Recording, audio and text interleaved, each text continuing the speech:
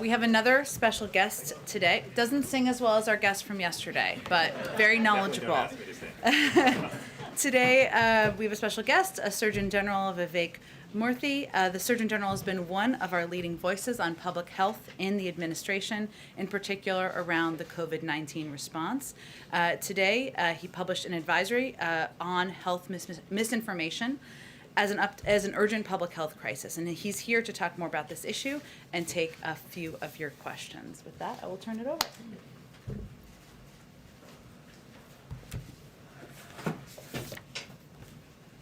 Hello, everyone.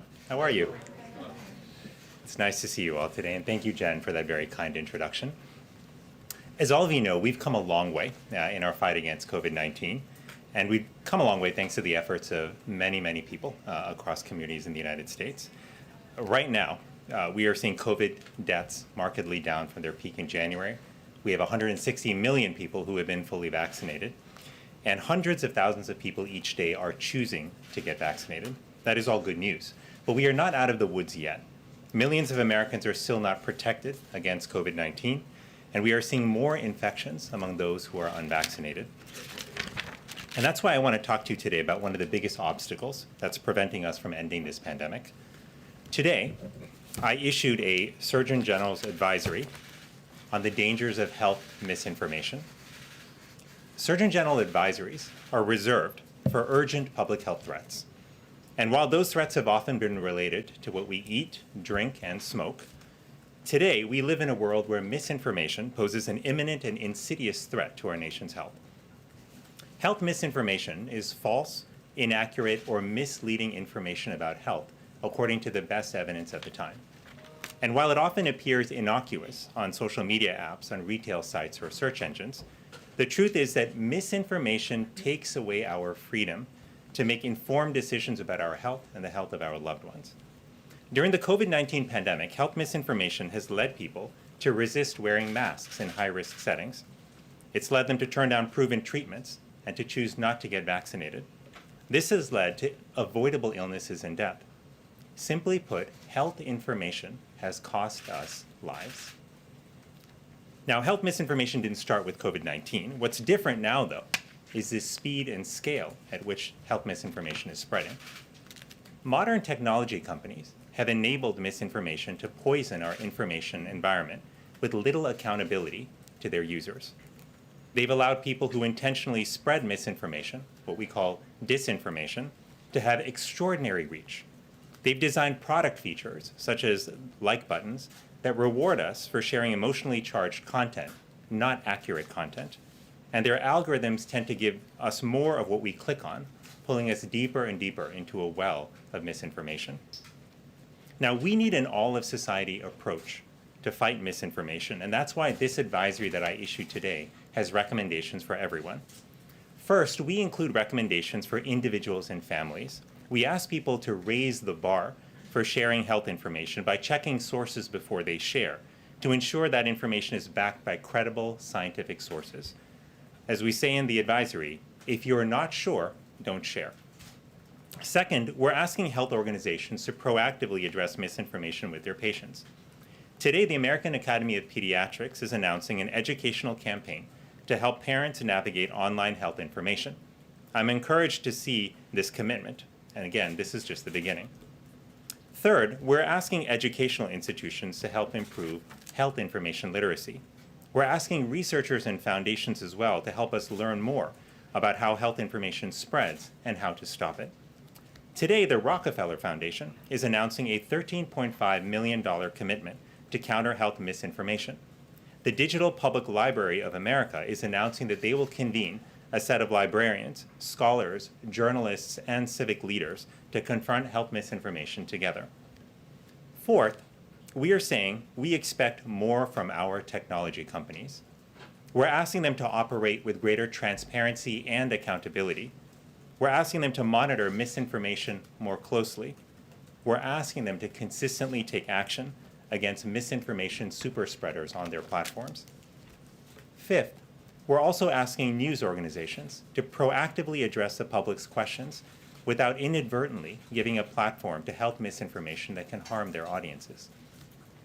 And sixth, We know that government can play an important role too, by investing in research, by bringing individuals and organizations together to address misinformation, and by supporting groups that are working on this issue.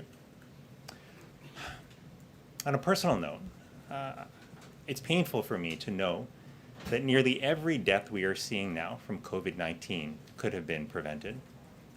I say that as someone who has lost 10 family members to COVID-19 and who wishes each and every day that they had had the opportunity to get vaccinated. I say that also as a concerned father of 2 young children who aren't yet eligible for the vaccine. But I know that our kids are depending on all of us to get vaccinated to shield them from this virus. Every week, I talk to doctors and nurses across our country who are burning out as they care for more and more patients with COVID-19 who never got vaccinated, all too often because they were misled by misinformation. We must confront misinformation as a nation. Every one of us has the power and the responsibility to make a difference in this fight. Lives are depending on it. You can read the full advisory at surgeongeneral.gov/health misinformation.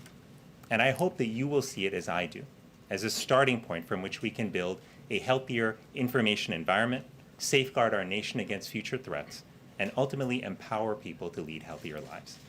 Thanks so much for your time, and I'll turn it to Jen.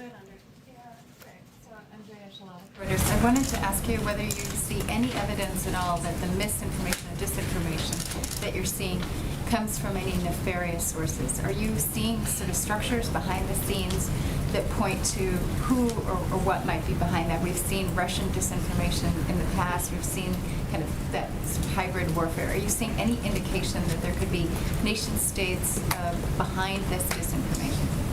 Well, Andrea, thank you for that question. The misinformation that we're seeing comes from multiple sources. Yes, there is disinformation that is coming from bad actors. But what is also important to point out is that much of the misinformation that is circulating online is often coming from individuals who don't have bad intentions, but who are unintentionally sharing information that they think might be helpful. And that's why in this advisory, we make it very clear that among the things we're asking individuals to do is to pause before they share, to check sources, and if they're not sure if a source is credible, to not share. One of the things we have said, again, is that when it comes to misinformation, not sharing is caring, unlike what many of our moms taught us earlier in life. Thank you very much. Surgeon General, is misinformation the #1 reason why people are not getting vaccinated? Well, Caitlin, it's one of several reasons why people are not getting vaccinated, but it's a very important one, because what we know from polls, Caitlin, is that 2/3 of people who are not vaccinated either believe common myths about the COVID-19 vaccine or think some of those myths might be true. Myths like you can get COVID from the vaccine, which is absolutely not true. So we know that it's not the only driver that's leading people not to be vaccinated, but it is a very important one. And do you personally believe that public figures and public companies that are helping spread misinformation about the vaccine should be held accountable? Well, I think in a moment like this, when we see misinformation literally costing us our loved ones, costing us lives, all of us have to ask how we can be more accountable and responsible for the information that we share. And those of us who may have larger platforms, I think, bear a greater responsibility to think about that. But the bottom line is all of us have an important role here to play. And technology companies have a particularly important role. We know that the dramatic increase in the speed and scale of spread of misinformation has in part been enabled by these platforms. So that's why in this advisory today, we are asking them to step up. We know they have taken some steps to address misinformation, but much, much more has to be done. And we can't wait longer for them to take aggressive action because it's costing people their lives. Go ahead in the middle, and then Rachel, and then unfortunately has to go. Go ahead. So the reality is a lot of the health misinformation you were citing came from this lectern last year. I mean, what do you think the best approach is to counter or deal with misinformation that comes from public officials, people in a position of authority? Well, what I would say is that when it comes to determining what is accurate in terms of health information, science has to guide us. And the good news is that we have credible science individuals in our country. We have doctors and nurses in communities, we have public health departments and the CDC, we have medical schools, nursing schools, and healthcare institutions. These should be our sources of credibility when it comes to evaluating whether information is true or not. I think one of the greatest roles that public leaders can play is to point to scientists and to credible sources and have them speak directly to the public.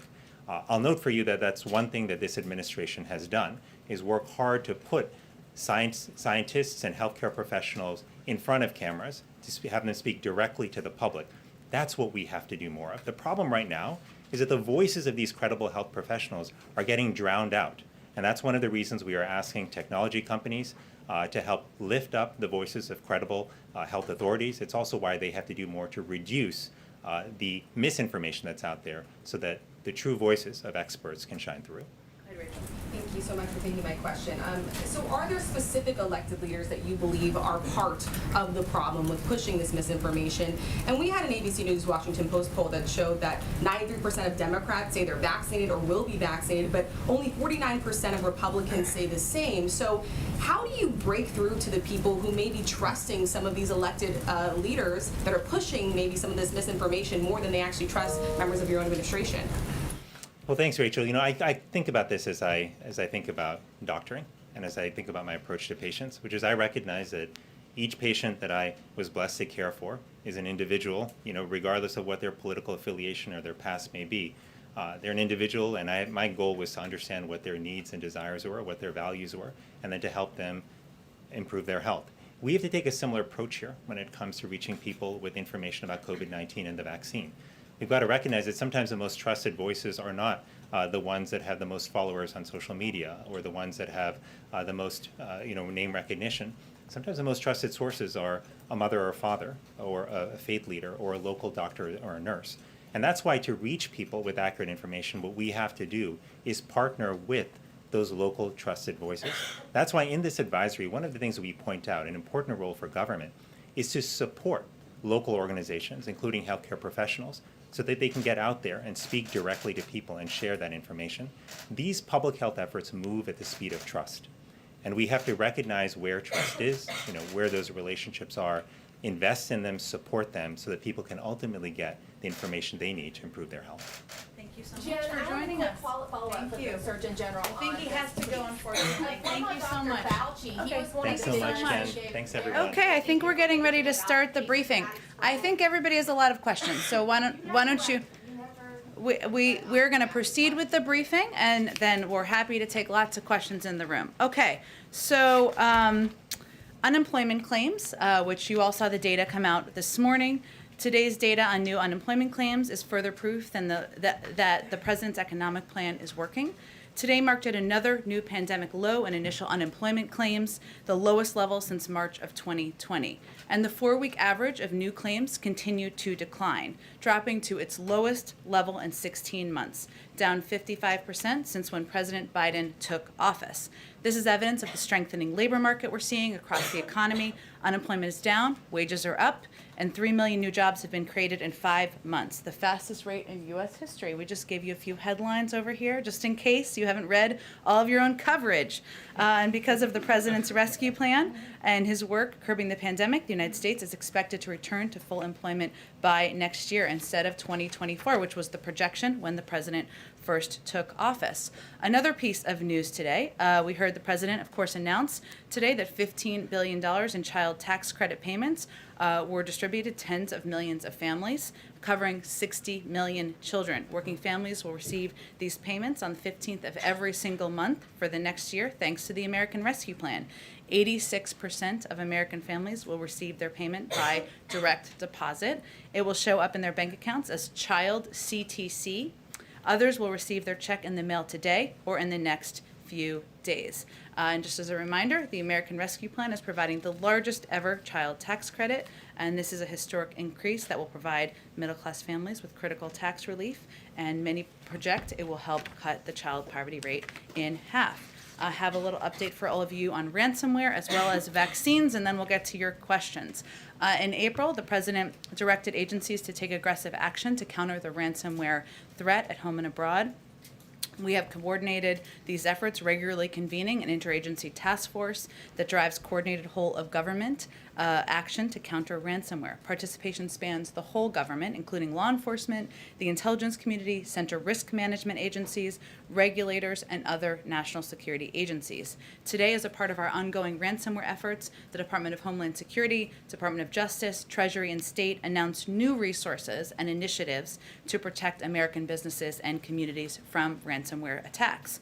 Those include the Department of Homeland Security and the Department of Justice launched StopRansomware.gov, a coordinated federal government one-stop resource for public and private sector organizations to reduce their risk of ransomware attacks. The Department of Treasury announced a FinCEN exchange on ransomware to discuss efforts by the public and private sectors to increase targeted information sharing and analysis and pursue criminal actors and networks that engage in such attacks. And the Department of State announced it will offer up to $10 million in rewards for information leading to the identification or location of any person engaged in state-sponsored malicious cyber activities. This is a part of our ongoing efforts and our ongoing work of our interagency process that is a newer initiative in this administration. Finally, last night, Haiti received 500,000 doses of COVID-19 Moderna vaccines donated by the United States through the COVAX facility, and we will send in a significant amount of additional doses to Haiti soon in consultation with local health authorities. The embassy in Haiti has worked closely with Haitian Health, the Haitian Health Ministry, Pan American Health Organization, and UNICEF to ensure that these vaccines arrive safely and securely, and that they are also distributed equitably and without interference to the people who need them most. We remain, of course, a partner of the Haitian people in building a more stable and secure Haiti, including in its fight against COVID-19. Go ahead, Alex. Thanks, Jen.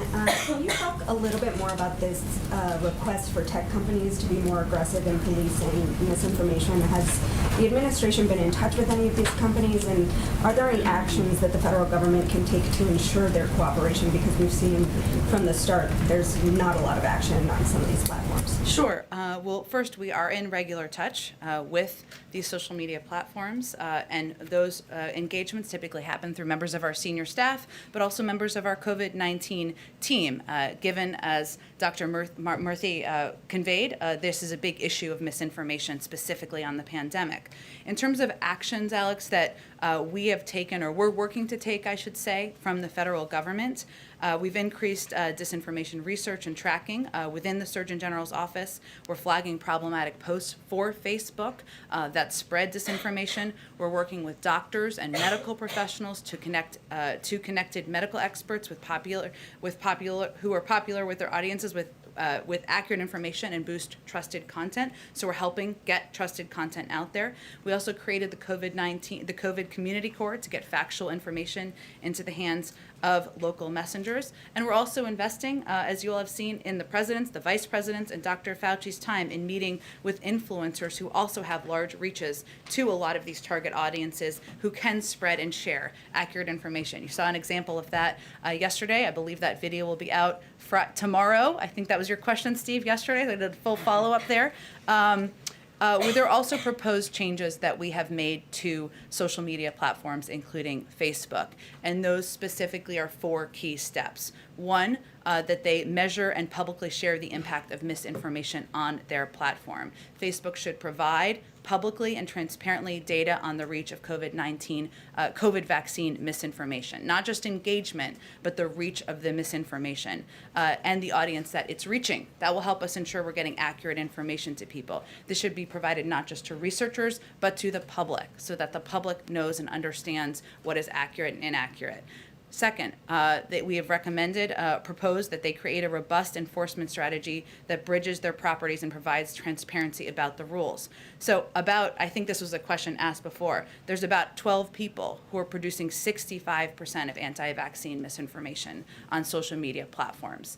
All of them remain active on Facebook, despite some even being banned on other platforms, including Facebook, ones that Facebook owns. Third, it's important to take faster action against harmful posts. As you all know, information travels quite quickly on social media platforms. Sometimes it's not accurate, and Facebook needs to move more quickly to remove harmful violative posts. Posts that will be within their policies for removal often remain up for days. That's too long. The information spreads too quickly.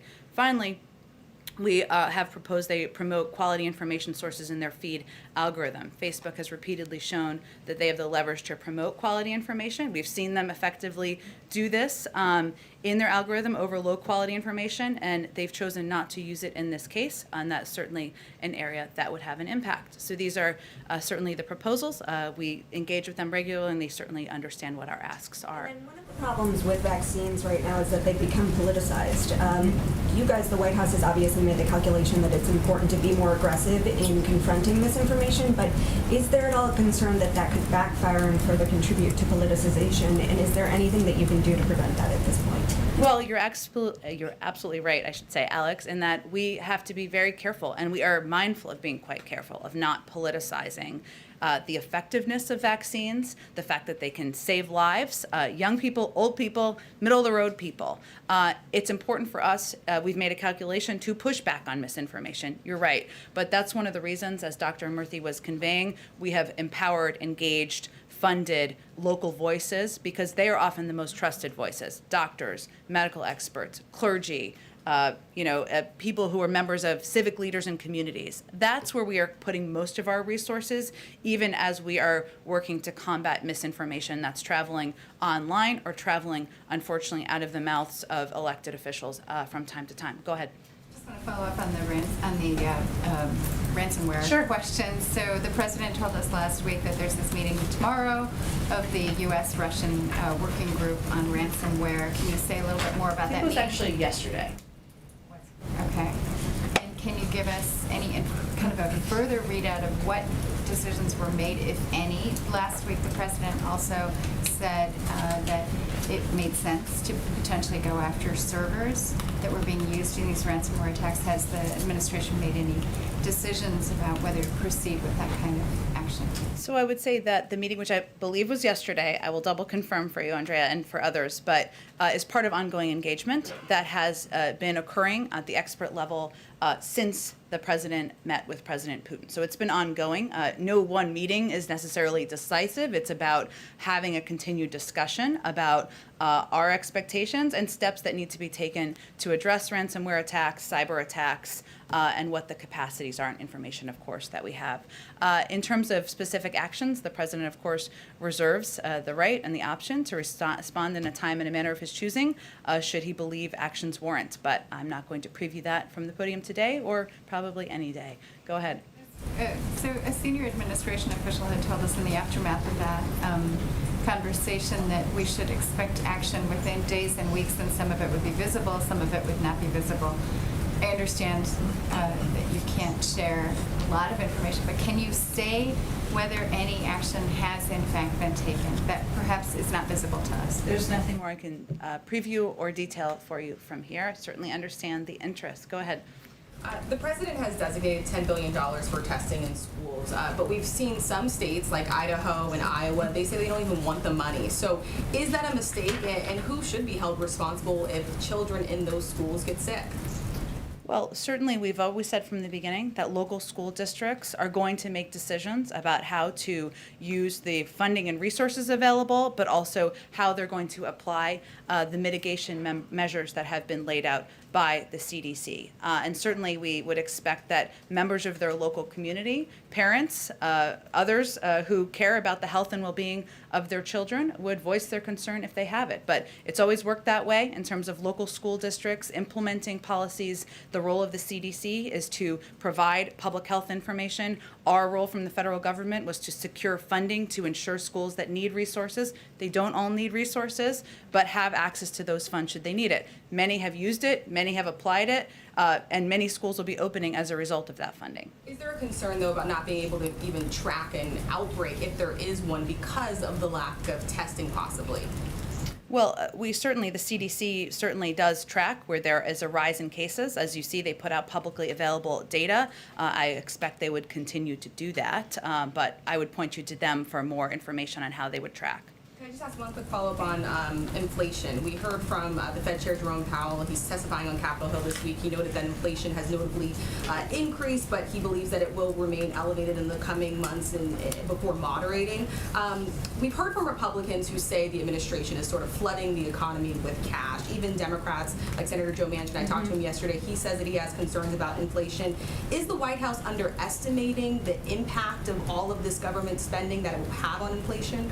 Well, our experts believe, and the data shows, and the Federal Reserve Chair, who operates independently, conveyed yesterday that most of the price increases we are seeing are expected to be temporary due to the consequences of restarting an economy shut down during the pandemic. And we're seeing that in certain industries more than others as prices go back to where they were pre-pandemic. And that certainly we had an expectation that would be an impact. So areas like spike in car prices due to supply chain challenges on the restart, or a spike in hotel room costs as the hospitality industry gets going.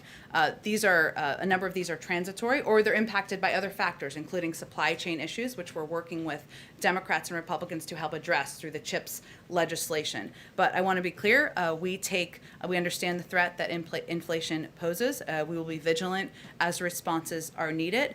As it relates to legislation we're continuing to advocate for, the way to keep prices in our economy down is to increase the supply of goods that consumers want to buy and keep the costs of producing and getting them to market lower. That's exactly what the president's bipartisan infrastructure framework and the Build Back Better plans will do. And I would also remind you all, it's an 8-year investment in better roads, bridges, and transit systems. So this is not an immediate influx in the next few months of funding. It's over the course of several years, because this is a long-term issue. And it will also, as we work to pass the Build Back Better reconciliation package, increase the availability of childcare, more workers will enter the workforce, increasing our output and helping to keep prices down. So we are quite mindful of it. We do monitor it. I would also note the Federal Reserve, who's independent, has also projected that the inflation numbers will come down to about 2.2 next year from where they're projecting for this year, which is something we also watch closely. Go ahead, Caitlin. Are you confident that the government is going to be able to find the parents who qualify for the child tax credit but are outside of the tax system?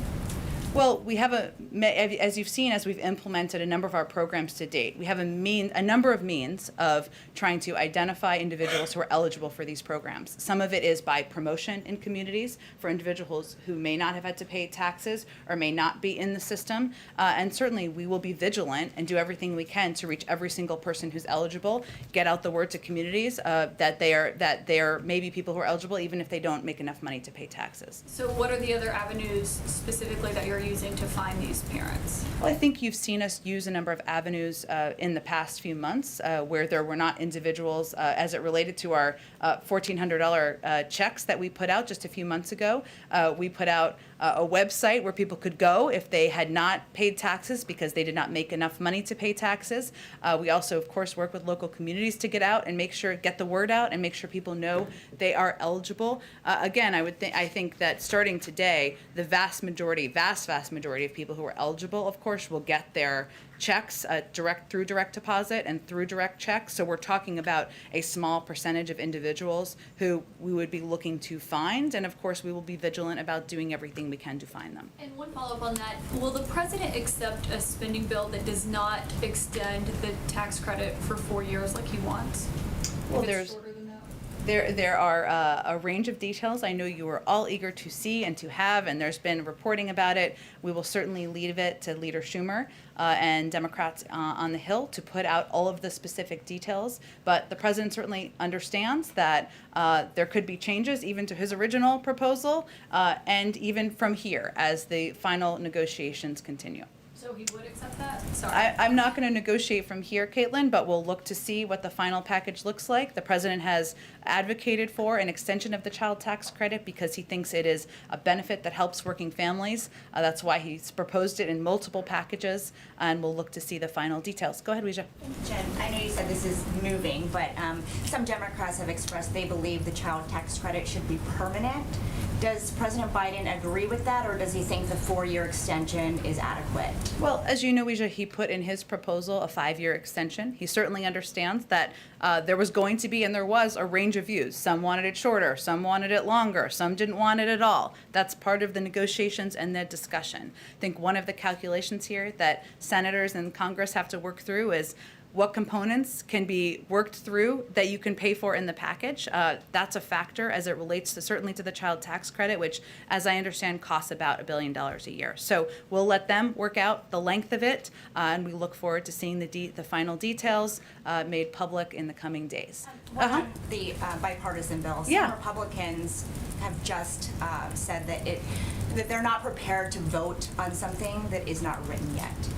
They just expressed this on the Hill. Senator Romney said it would be a dereliction of duty to vote, even procedurally, on something that has not been written.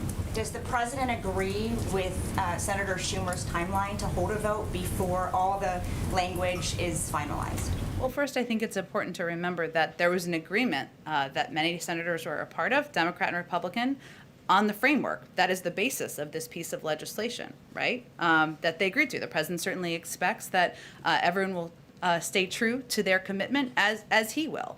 Of course, the president believes that his most important role he can play is to continue to advocate for the key components of what's in this package, why it's important for people to support it in Congress, and why the American people should be excited about investments in roads and railways and bridges and investments in making sure we're addressing our climate crisis. He will leave the mechanics and the timeline up to Leader Schumer. Go ahead. Thank you, Jen. Now that you've had a few days to think about it, does this White House still think the protests in Cuba are happening because people are upset about a rise in COVID cases there, or is there some thought maybe given to the possibility that they are protesting because they are sick of communism? Well, Peter, first I would say communism is a failed ideology, and we certainly believe that. It has failed the people of Cuba.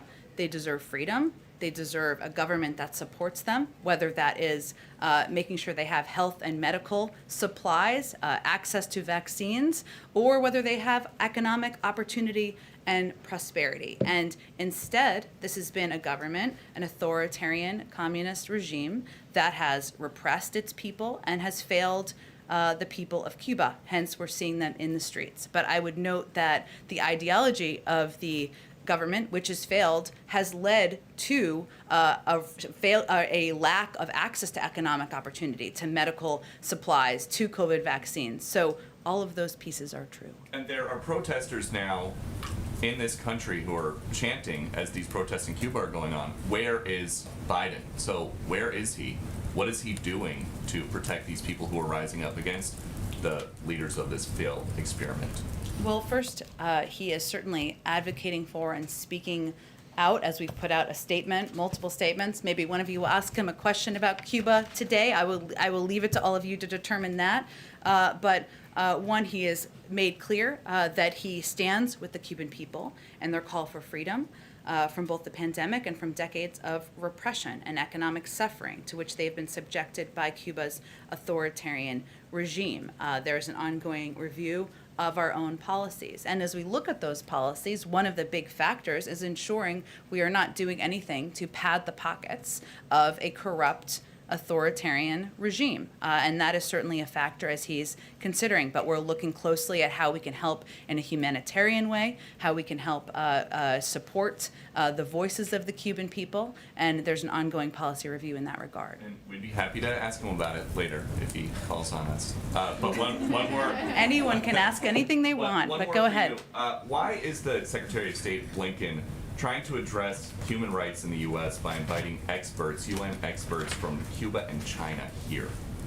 Well, first I would say that the Secretary put out an extensive statement on why he is why he believes that we need to play a role in lifting up and pushing countries to do better on human rights, on ending systemic racism in their countries. And certainly human rights is always going to be a priority for the Biden administration and for this State Department. As the Secretary said in his statement, He believes responsible nations must not shrink from scrutiny of their human rights record. Rather, they should acknowledge it with the intent to improve it, and also push and lift up and put shine a light on other countries that need to do better. And that is the role we're playing here from the United States. But you just rattled off all these problems with Cuba. They've got dissenters disappearing down there. In China, they've got 1 million religious minorities in internment camps. Why are they going to come here and tell us how to improve our country? I certainly don't think that's the format of the event, but lifting up and elevating human rights, systemic racism, the steps that have been taken, the poor treatment of Uyghurs, as I think you're referencing here in China, and pushing other countries with a spotlight on them to do better is certainly a role we can play from the United States. Go ahead. Can I ask you about South Africa very quickly? There Sure. have been days of looting and unrest there in South Africa. They've now destroyed hundreds of businesses. At least 117 people there have been killed. Does the White House have any reaction to what's taking place there? And what, if any, role does the U.S. government have here to help try to quell the situation? We certainly track and watch closely, and certainly have concerns about unrest that we see in the streets in South Africa. In terms of the specific actions, I think the State Department is probably best equipped, but I'm happy to talk to our national security team if there's anything specifically we can convey from here. Let me follow up. Yesterday I asked you about Afghanistan. Is there anything more you can tell us about those special immigrant visas as they relate to the Afghan interpreters, translators, engineers, and others? Sure. Let me try to provide a little bit more detail on how the process works, which you have all understandably been asking about. So as I've noted in the past, our immediate focus is on interested and eligible Afghan nationals and their families who have supported the United States and our partners in Afghanistan and are in the application pipeline. So translators, interpreters, others, their family members who are in the process. There are approximately 20,000 Afghans who have applied. So those are the individual interpreters or translators. That does not include their family members. And about half that have completed the necessary paperwork to move forward in the process. I believe also the State Department is going to do a more thorough briefing, but I'll just go through as many details as I can from here. Once individuals, so that's how the process works. Once individuals are approved through the security vetting process, which their paperwork conclusion does not conclude it. There's another vetting process they would conclude.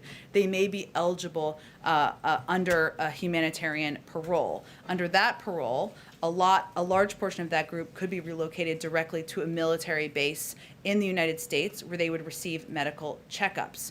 Those who have not yet completed their background checks would first be relocated from Afghanistan to either a U.S. military base overseas or to third countries, where they will be safely housed until their visa processing is complete and they can be transferred to the United States. I would also note we are not considering any location or place for the third-party countries that would not be safe, would not treat them with respect, and would not ensure that they are treated humanely through the journey of their process. Also, on our vetting process, this is a thorough process. There are some of these individuals who have completed their paperwork and are in through the vetting process. Their family members may not be in the same stage of the vetting process, so that may have an impact too of the timeline and how, not the timeline, but of kind of how they're moved and where they are moved to. So, and the third country move would be temporary until they finalize their paperwork and security vetting process is complete. So that is a little bit more detail on the process. Hopefully that helps. Go ahead, Alex.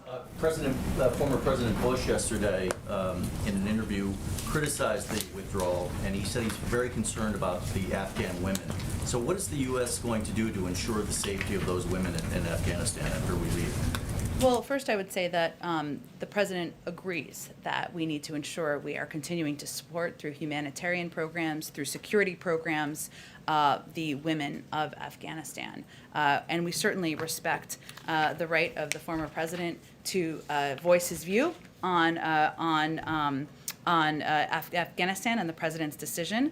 It's not a secret that President Biden and President Bush haven't seen eye to eye on matters relating to the use of military force. So we respect his right to voice his opinion. We just disagree. I would also note that while we continue to provide security and humanitarian assistance, we also intend to have a diplomatic presence on the ground to continue to be a source and resource for individuals in Afghanistan. Just secondly, Senator Manchin is quite upset about some of the climate provisions in the $3.5 trillion package. Is the White House reaching out to him? Is the White House prepared to move off of some of that, lessen some of those provisions? Well, we, of course, are in touch with Senator Manchin. I can assure you, as we are in touch with a number of senators who have been pivotal partners and will continue to be moving forward. I think there was one of the concerns I think I saw expressed, but tell me if this is what you were asking about, is fossil fuels. Is that the specific piece? So, well, of course, the plan and the package will go a long way in addressing the climate crisis, and that is a huge priority to the president. Ensuring that these tax credits are in the reconciliation bill, which is something that did not make it into the bipartisan deal, is something the president has advocated for. And we're eager, of course, to pivot to a clean energy future. We don't intend to do so just by banning fossil fuels or leaving any working community behind. And what we'd certainly convey to any concerned individuals is that President Biden has formed an interagency working group to mobilize federal investments to support hard-hit coal, oil, and gas and power plant communities across the country.